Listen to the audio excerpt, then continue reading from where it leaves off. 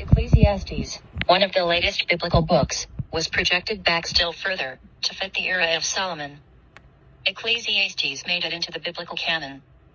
But note the concluding passage from Ecclesiastes.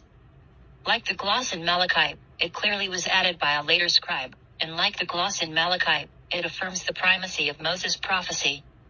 It is so irrelevant to the thrust of the rest of the book that its appearance is especially glaring. The end of the book of Ecclesiastes, chapter 12:13. The end of the matter, all has been heard. Fear God, and keep his commandments, for this is the whole duty of man. 14. For God shall bring every deed into judgment, with every secret thing, whether it is good, or whether it is evil. How Mosaic this sentiment is, except for the reference to secret things, which betrays the introspective modality of the writer. Nevertheless, how Mosaic it is, especially in view of the verse before, which is so anti-Mosaic, and furthermore, by these, my son, be admonished, of making many books there is no end, and much study is a weariness of the flesh. This admonition against the written word could never have made it into the canon without a false Solomonic authorship. If only Solomon had been Solomon. Chapter 6. Twin Revolutions, the Talmud and the New Testament. The Talmud. The Talmud, from the same general era of composition as the New Testament, brings an entirely different view to reality. Its grammar is post-biblical, its language is Aramaic, like much of Daniel, and, like Ecclesiastes, it features no vav consecutive. The Talmud says that after the death of the last three prophets, Haggai, Zechariah, and Malachi, essentially, after the era of the Babylonian captivity and the resulting finalization of the composition of Torah, the Holy Spirit departed from Israel, but the bat kol was still heard, TOS. Soda 12:2. Recall that the bat kol was a prophetic voice, individually heard. By the time of the Talmud, introspection had become the norm. There were still those who heard. But all prophecy after the time of Malachi, in the mid-5th century BC, was considered uninspired.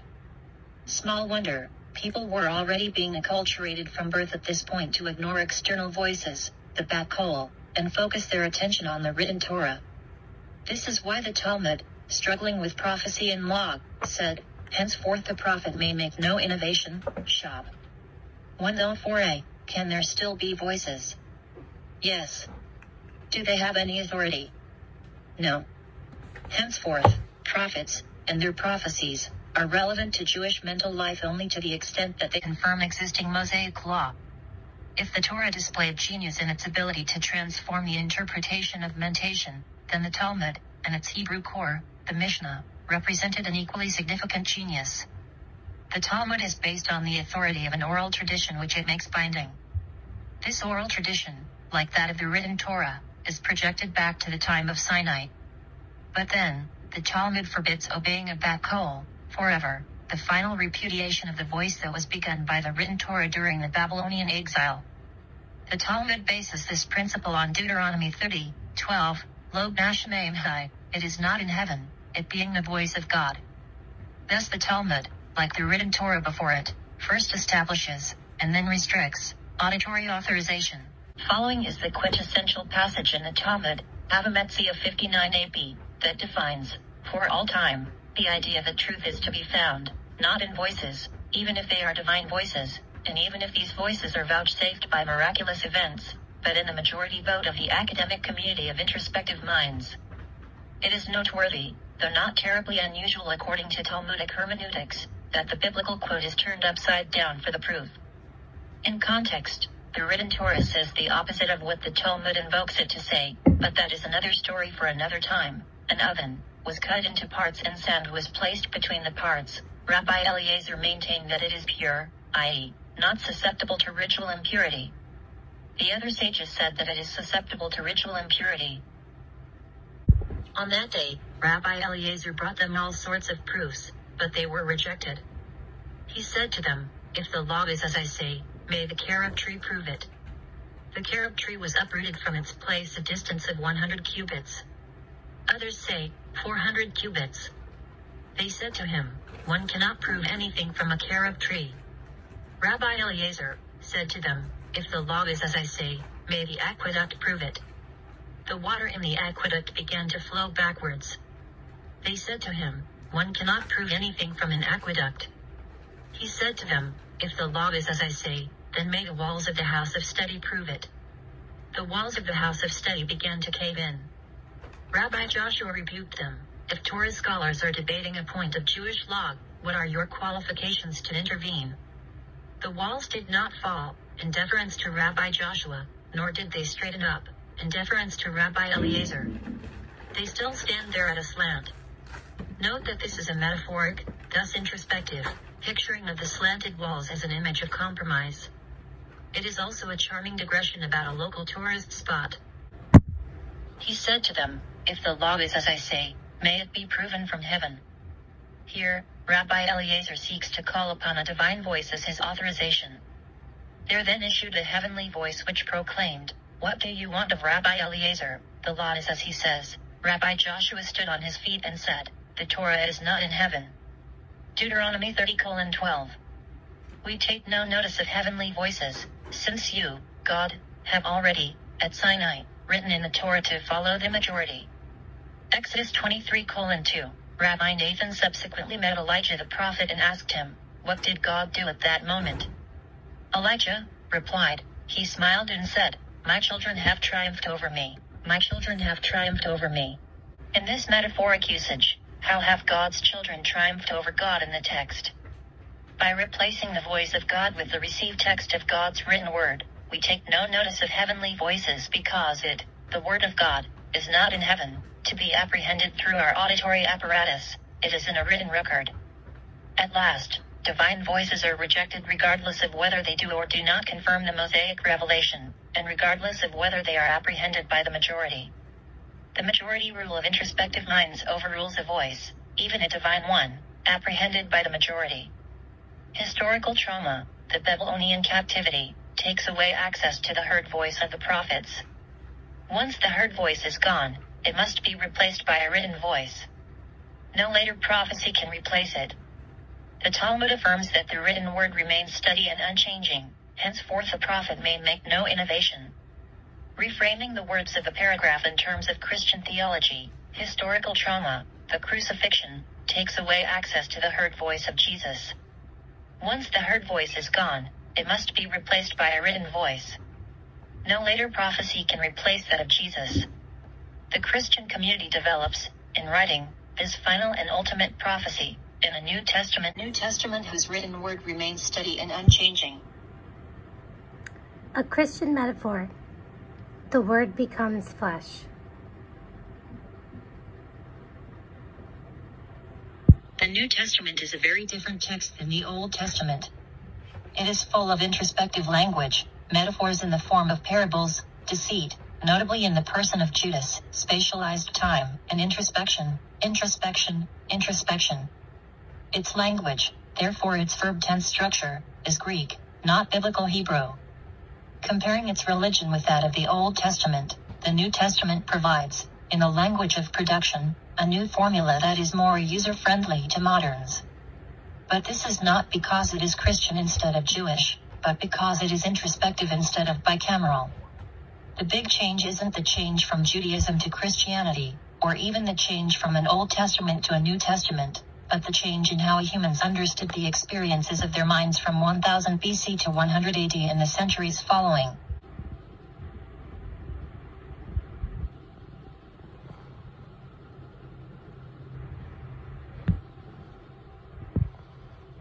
Full introspection as we experience it today is not necessary for Torah, but it is for the New Testament, and for its contemporaries, the Mishnah, written in post-biblical Hebrew, and Talmud, written in Aramaic. Consider this often asked question, as a religion, why is Christianity so much kinder and more loving than Judaism, which by contrast is sterner and more legalistic? This is the wrong question. The Old Testament and New Testament are divided in time by roughly 1,000 years, a millisecond in terms of biological evolution, not enough to matter much, but a huge separation in terms of the development of language, writing, civilization, and introspection. In the Old Testament, people hear the voice of God and obey. That voice is ruthless in authorizing, among other things, genocide, murder, and wars of aggression. It is a world of prescribed action. In the New Testament, people experience the physical presence of God in their midst, in the person of Jesus, the Word made flesh, and they translate that into an introspective system of grace, love, and forgiveness. It is a world of prescribed belief. If we look at the contemporaneous Jewish writings at the time of the New Testament, that is, if we compare the New Testament not with the Old Testament, written centuries earlier, but with the Mishnah, the core of the Talmud, written contemporaneously with the New Testament, then the messages are remarkably similar, since the God of the Mishnah is a God of grace, love, and forgiveness. Likewise, we have seen that, as language and writing and civilization develop, and historical traumas of great magnitude occur, then it is simply no longer necessary or, more to the point, it is counter-effective for cultures to rely on authorization of every single human action by a divine voice. Such a human cultural system becomes positively chaotic as civilization develops. So, in the space of a millennium, what we see is a much larger and much more significant transition than a transition from Judaism to Christianity, to use the language of religious polemics. Ignoring for a moment these denominational labels, what we're seeing on a more important scale is a transition from divine authorization in the form of speech that is heard across the cranial hemispheres by way of the corpus callosum in anterior commissure, to a written, objective set of directions, Popper's third world, that bring to an end for all time the authority and authorization of heard prophecy, in both religious traditions. It is fascinating to consider that in the same moment that the New Testament is championed in Christianity as the fulfillment, and operatively the replacement, of the Old Testament, the Jewish world creates a new system of rabbinic Judaism that accomplishes the same thing by a different route. Like the New Testament, the Mishnah cannot afford doctrinally to discard the Old Testament. Both insist that the Old Testament is divinely authored, and authorized, since neither could set aside the idea of a perfect, infallible revelation.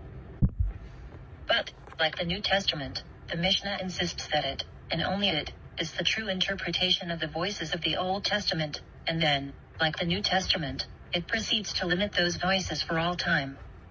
So I would reframe this, wrong, question, as a religion. Why is Christianity so much kinder and more loving than Judaism, which by contrast is sterner and more legalistic? The right question is, why is it that, in the space of a scant millennium, religious authorization moves from the auditory reception of articulated voices, to the idea of an indwelling spirit whose essence is revealed in the written word, and, in the process, in the specific de-authorization of all future voices as sources of binding religious belief and or law? Neither the New Testament nor the Mishnah/Talmud will admit that it is a new religion. Both Christianity and Rabbinic, modern Orthodox, Judaism claim that they are simply fulfillments of the Old Testament. This is philosophically untrue. Modern Orthodox Judaism has very little in common with Old Testament Judaism, but strategically effective, and successful, historically, in terms of survival. Here again are the questions I posed at the start of this inquiry. Why are the Western world's religions today so different from the religions of the Bible? Why was the Torah, the Pentateuch, written? Why was Moses considered the chief prophet? Why did the period of the prophets cease so, relatively, abruptly? Why is there little or no apparent concern about afterlife in the Torah, and hardly any at all in the rest of the Hebrew Bible, and even then, only in the very latest of its books? Why are the Jewish and Christian Bibles so different, not just in their content but in their worldview? Why are classical Jewish and Christian ideas of God so different? Did the men and women of the Bible think of time as we do today? Is there a clue to the answer within the grammar of biblical Hebrew? Why were our ancestors so cruel? And why do they seem, at times, to have been such automatons, such robots? James's model of the cultural evolution of human introspective consciousness not only coheres with the facts, it also relates and, at least partially, explains them.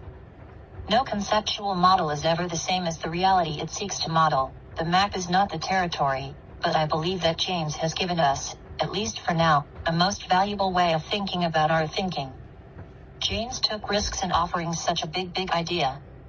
He speculated on matters outside his area of expertise, and on matters that were not, yet, subject to verification. Daniel Dennett, 1986, said of James's big idea. Speculation is guided largely by plausibility, and plausibility is a function of our knowledge, but also of our bad habits, misconceptions, and bits of ignorance. So when you make a mistake, it tends to be huge and embarrassing. That's the price you pay in playing this game. Some people have no taste for this, but we really can't do without it. Those scientists who have no taste for this sort of speculative exercise will just have to stay in the trenches and do without it, while the rest of us risk embarrassing mistakes and have a lot of fun.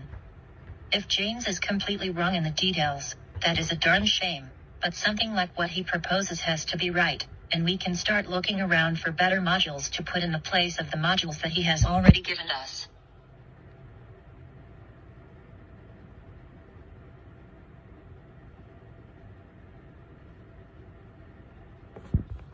As we come to understand that language drives many mental processes, and mental processes drive language, we appreciate the interaction of the variety of modern cultures whose languages are different.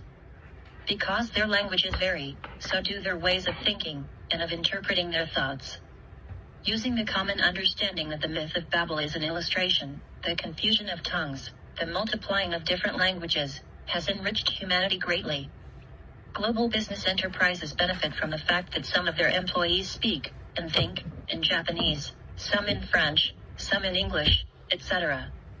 If English or Chinese becomes the global language in a few hundred years, we will lose the richness and creativity of that interplay of many tongues, and many introspections, and whatever the benefits that a universal language might confer. Such a single human language might in some ways be what David Crystal, author of the Cambridge Encyclopedia of English Language, calls the greatest intellectual disaster that the planet has ever known.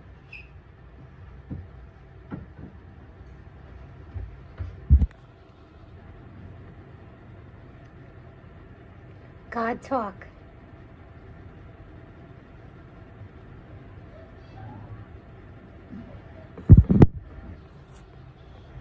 Speaking both as a student of religion and as a member of the clergy, I believe that James's model of the origin of consciousness has significant implications for our efforts better to understand our own religion and our place within it.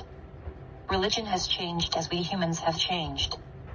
The question that animates religious conversation today, do you believe in God, is a post-bicameral, introspective question.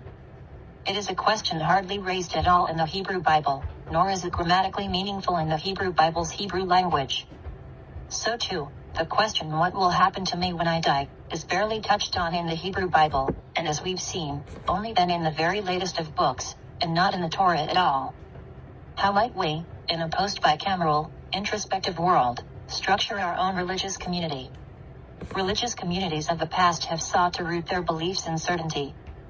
But if all the foregoing is true, or mostly true, then the words and ideas uttered by voices or written in texts are the products of human minds, which are, whether bicameral or introspective, fallible. Alvin Raines, 1987, spent much of his life and work in writing about the fallibility of religious knowledge, and the consequences of that fallibility. He spoke of a logical alternative to orthodoxy, and innovated the word polydoxy to identify it. There exists no indubitable or irrefutable knowledge that would morally justify the exercise of religious authority by a person or community over other persons or otherwise to deprive other persons of their religious autonomy. Such evidence would have to show with absolute certainty that a creator God has given to the person or religious community claiming authority the right to deprive others of their religious freedom. The point is to be emphasized that polydoxy states not only that it itself does not possess such indubitable and irrefutable knowledge, but that no other persons or religious communities as well can produce credible evidence of possessing such knowledge. That evidence has been shown not to be credible, Raines says, using higher criticism, the historical and scientific examination of the Bible, and philosophic analysis. Where then do we go to find the structure for our religious community? Recognizing the natural, inherent right of every person to autonomy, we affirm the individual's religious freedom. But we are social animals, and to live in a society is to recognize that freedom is not anarchy. Freedom must have structure to ensure that my freedom does not restrict your own. I am free, but not free to run a red light, or commit a murder. My freedom ends where your freedom begins. This is what Raines has called a freedom covenant, in which I covenant to respect the religious and ritual freedom and equality of all others in my religious community, so long as they covenant to affirm my own freedom and equality.